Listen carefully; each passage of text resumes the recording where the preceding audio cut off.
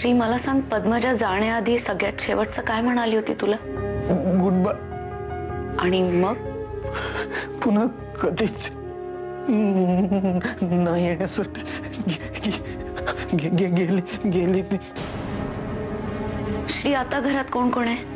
आई, बाबा, सरू आणि हाऊ. काय चाललंय आतमध्ये कळत नाही हो. आज कितीतरी दिवसांनी श्री बरा होणार आहे माझा. मला आई म्हणून हाक मारेल ना तो.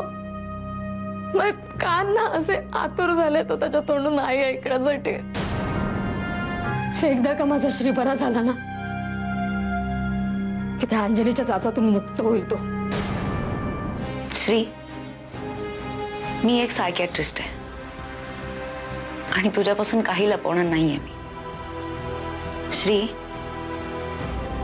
पद्मजा गेल्यानंतर तू मधली इतकी वर्ष त्या धक्क्यातून बाहेर आलाच नव्हतास. पद्मजा गेली आहे हे तू मान्यच करत नव्हतास. इतकी वर्ष म्हणजे किती वर्ष? 4 वर्ष. पद्मजा जाऊन 4 वर्ष झाली. त्या गोष्टीचा आता नको विचार करूस. तुला आरामाची गरज आहे. पद्मजा जाऊन 4 वर्ष झाली.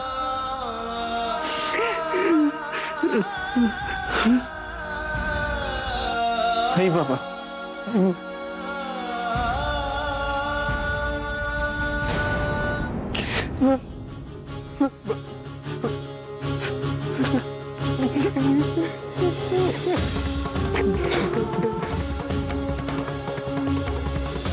तू असा वागत राहिलास तर आम्ही काय करू?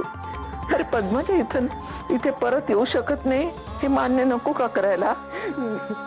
हे सगळं ठरवतात ते ग्रह. सांभाळ रे बाबा, स्वतःला सांभाळ. तुझ्यासोबत घालवलेले हे सगळे दिवस आहेत ना, माझ्या आयुष्यातले सगळ्यात मस्त दिवस होते. माझी आई, आता तू आपल्या दोघांबद्दल तुझ्या घरच्यांना सांग आणि त्यांना सांग माझ्या घरच्यांशी येऊन बोलायला. I love you like I love you too. Okay, bye bye bye. ऐक ना सारा, तुम्हाला हे असं बरं होईल रे बाळा. नको काळजी करूस तू. त्याला काहीतरी खायला देशील की नाही? अगो बाई, ते श्री बरा झाल्याच्या नादात मी विसरूनच गेले. आणते राजा, हा लगेच आण. सरू, अगं आपला दादू बरा झाला. बरा झाला आपला दादू पहिल्यासारखा.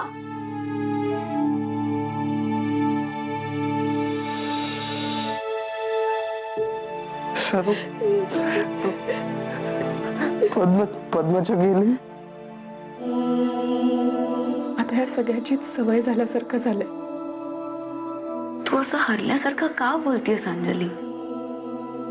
अजूनही श्रीकांत तुला पद्मजा म्हणून नाही, अंजली म्हणून अजून किती दिवस समजूत काढणार आहेस? आणि मी जरी म्हटलं की मला तुझं म्हणणं पटलंय तरी ते सुख किती वेळ टिकणार आहे?